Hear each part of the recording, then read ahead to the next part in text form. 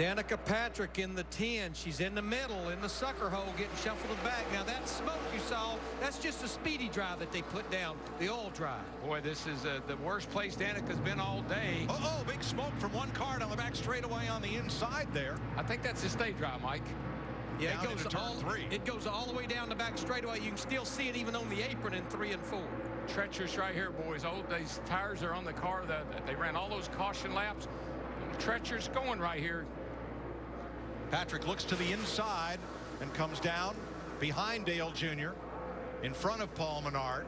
Still right in the thick of things here in 12th place. Matt Kenseth in front. His dad was a great Wisconsin short tracker. His 17-year-old son Ross has a budding racing career in late models.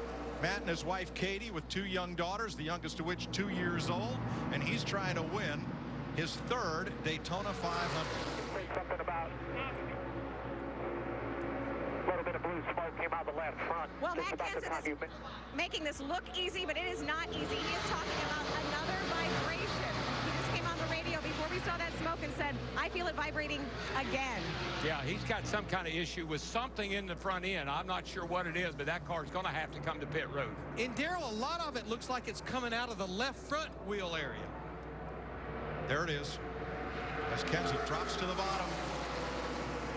It's either an oil leak of some kind or else a wheel bearing of some kind, but it's Everything else looks good.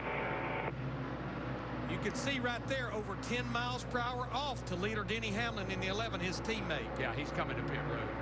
Mike, those Hendrick bow ties trying to work their way back to the front. Jeff Gordon runs in 6th, and Gordon, they're looking at strategy for later in the race with maybe 20 to 15 to go. He thinks you got to have 7 to 8 cars in the bottom to make his car work well there, which has so much speed.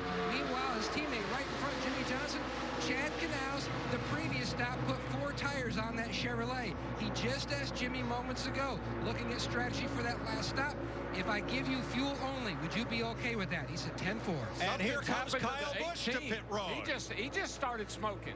Kansas teammate is on pit road. Kyle Busch, who has not led today. He's run as high as 2nd. Krista, his looks different. It's coming out the exhaust pipe. Yeah, completely different situations. He's talking about it blowing up. Matt Kenseth knows it was something with the drivetrain because he said when he put it in neutral, it stopped shaking. It isn't shaking so bad he couldn't see. Right now, they're trying to figure out what's wrong with his teammate, Kyle Busch. Kaboom goes Busch. Thing is right now, Matt, you were telling me during the break right there that they're getting ready to refire the engine. What do you think really happened, and can you get back out? It's either a transmission or an engine. If it's a transmission, we'll get out. If it's an engine, obviously we won't. But you know, obviously disappointing end to a great day. But I really want to thank Joe Gibbs, Toyota, Dollar General, and the Home Depot for all them guys getting together and putting this deal together for me. We're obviously one of the cars to beat today, and I think we're gonna be a force all year. So we got a lot to look forward to. You looked up, all of a sudden your teammate was coming down garage area. Do you know what happened to his car? Yeah, I didn't totally hear you. I saw the 18 go by. I don't know what happened to him. You know, obviously we got to work and make it to the end of these races. You know, you can't drop out and win championships. But I feel like we got a great group back at Joe Gibbs Racing. They've been doing an awesome job all winter, and you know, hopefully we'll get it fixed. If we don't, we'll look forward to getting to Phoenix. Thank you, Matt. They're working really hard right now, guys, to find out if they can get this 20 back out on the racetrack and get a few points. Thanks, Mike. Kyle, did your engine give you any kind of indication that it was getting ready to cut loose? No, it didn't, but it's really unfortunate. You know, we're all running 1, 2, 3. I think Matt's is a separate issue, but I blew the motor. So, you know, it's frustrating. You come down here and you have such fast race cars. You know, all the guys at Joe Gibbs Racing built us some awesome pieces. And, you know, we were running 1, 2, 3 there, and it felt like we were dropping like flies. So, just something inside the motor broke that wasn't supposed to break, and, you know, it put us out of the race. So it's a little devastating, you know, when you're running 1, 2, 3 like that, looking pretty good, and just going into your final pit stop so you can see what you can do towards the end of the race. But hopefully now the 11 can bring it home. Thanks a lot. Guys, he shared with me just a moment ago that he really believes who's ever leading on that last pit stop will wind up winning the Daytona 500. It's the leader, in fact, maybe in this time. Are you thinking, brother? What are you thinking? I'm thinking all the Toyota drivers are nervous now, knowing that 2 engines let go. Greg Biffle was going to stay out in that 3M car, but he joins the line, and here comes the lead pack. Back through about 9th place onto pit road. No speed, no speed. Matt. And the 56 of Martin Truex Jr. They were talking gas only for the 11 of Denny Hamlin. He needed a tear off due to stuff all over the windshield. He's waiting for the go. He got the signal. Steve. 2-tire stop only for Greg Biffle. 2 tires and some gas. He's gone. Gas only for Danica Patrick. She will not be the first to leave pit road. She's going to come out 5th or 6th under green and may lose another spot as you watch from her bumper cam. Guys, I just want to tell you something. Business is getting ready to pick up. Caution. Jeff Burton and his Cat Chevy have pounded the wall, leaving Scott Speets out on the racetrack. Excuse me, we are still green. I said caution. Yeah. And now it's out.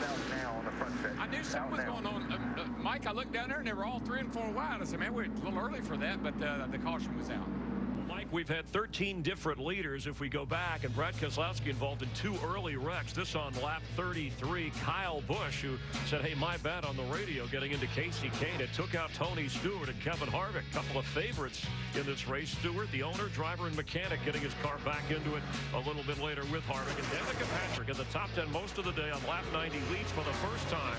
5 laps led in this race, and Michael Waltrip, owner, driver, analyst, leading, and said he heard cheers all the way from Newtown, Connecticut. And then lap 138, Trevor Bayne gets into Keselowski. 9 drivers involved in this wreck, including Carl Edwards, whose miserable speed weeks continued, and Matt Kenseth, who has led the most laps in this race with engine problems, out of the race after he led much of the day. Since crew chief Chad Knaus looks on, 25 cars on the lead lap. Here they come for the green flag with 19 laps to go.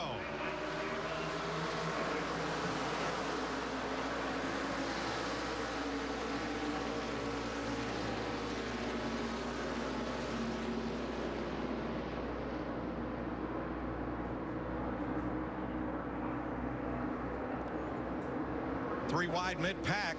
Keselowski with the busted nose of his Ford in the win. Can he in the outside lane prevail as they come around? Well, he's got a lot of help. Greg Biffle is right there, and we haven't spoken a lot about Greg Biffle today, but we know he has a great handling race car. And Greg Biffle in that 16 was not bashful about pushing Keselowski down the back straightaway. And how about our 3rd place driver, Danica Patrick, up there, 18 laps to go, solidly in the top 5. Jeff Gordon recovering from early overheating in 4th. Mark Martin and Jimmie Johnson side by side for 5th. Then Dale Earnhardt Jr. 10 laps to go. 25 miles left in this Daytona 500. Daryl, is it safe to say Brad Keselowski's driving as much out the back window as out the windshield? He's going wherever he sees them get the move, get the run. That's where he goes. But here goes Jimmie Johnson. Can he get up off the corner with him and hold it down the back straightaway? While we were in commercial, we saw Keselowski change lanes in front of Johnson. He's pushing. There's nobody behind him. He's pushing you up front. He's off you now. He's off you. Look how much that push by Greg Biffle shot him ahead of Jimmie Johnson in the 48. That may be just what, well, I don't know. There goes Keselowski back to the outside. He knows that's the fast line. He probably doesn't want to give that up, but he's getting down there looking at Jimmie Johnson alongside as well. And here comes Johnson. Here he comes. Can't quite clear him. And Keselowski has the momentum on the outside. Caution He down. has Biffle.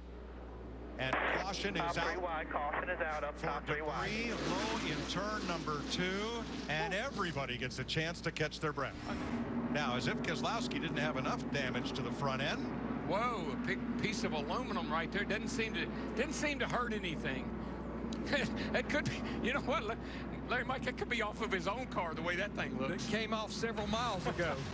He was telling Jimmie to go ahead and just save fuel, meaning to stay out. And Jimmie says, whatever was on the racetrack, I pile drove it in the center of my grill. So they're going to take a look and see what, if any, cosmetic damage they had to the 48. I saw it bounce off Keselowski's car. I do not think it was a piece of aluminum like a crush panel out of one of the wheel wells. Don't think it did any damage whatsoever. Let's see if we can. Leader is Johnson. There's the debris. Oh, yeah. Roll. Toyota Ford, Toyota Chevy, and here they come. Danica is right up against the back of Biffle. Biffle right up against the back of Jimmie Johnson, and they head off to turn 1. The race is on.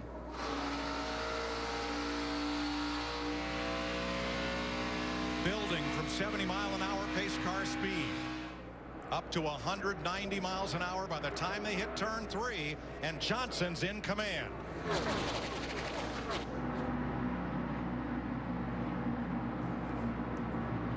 Greg Biffle sat behind his teammate last year, Matt Kenseth, and pushed him to the very last lap, and Dale Jr. slid by at the end of the race. Biffle's in a great position right now. When we cross the start-finish line, it's a race. And oh, by the way, it's not over. It's just now on. Daryl, keep an eye on Dale. Oh, car in the wall, hard. Turn 1. And it's one of the BK cars. It's the 93 of Travis Quapple. No caution.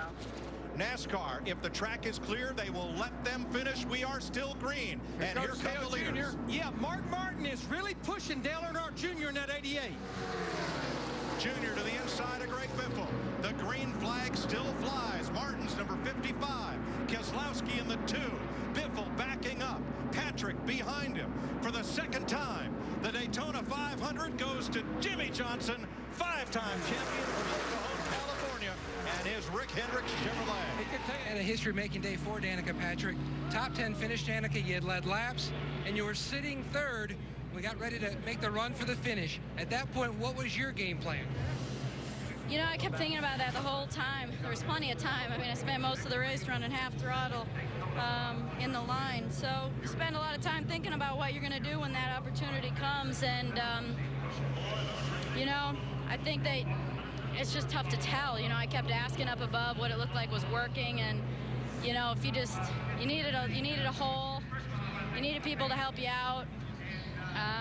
I feel like you know, I had a little bit of help here and there, but you know, I felt like if I were to dive low, I had a feeling I was going to get freight trained. So, you know, it was tough to tell. I mean, Dale did a good job of backing it up because it did look like we were getting away, and it felt like it too because we were flat, like we were not lifting those laps, and when you're second and third and so on, you do, and so we weren't. So I thought we were maybe just pulling away a little bit, but at the end of the day, it was you know, it was a solid day for the GoDaddy car and the GoDaddy crew. They did a nice job in the pits. We stayed basically in the top 10 all day long, so can't really complain about that. It was nice. It was calm most of the time, but it was fun when it got a little exciting.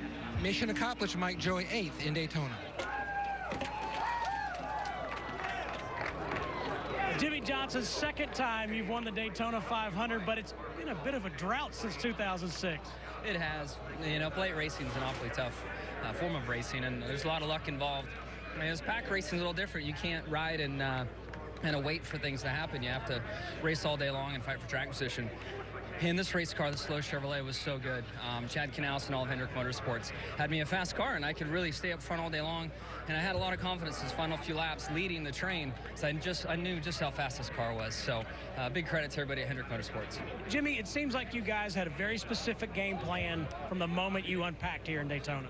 We did. I mean, we wanted to get this car to the 500. We knew it was the best car for us, and very happy to have it in the 500, and it certainly did its job for us. So I just want to give a big shout out to all the fans, and also want to you know, send my thoughts and prayers out to everybody yesterday that were injured in the grandstands. Go to Lowe's, buy some stuff. Spring's coming. Go buy a Chevrolet. I'm very happy to win the first Gen 6 car. We're racing the Gen 6 car for Chevrolet and their SS. An awesome day. All right, Jimmie, thanks so much. Congratulations, Daytona 500 champion. Thank you. Appreciate it. Let's go to Chris Devoda.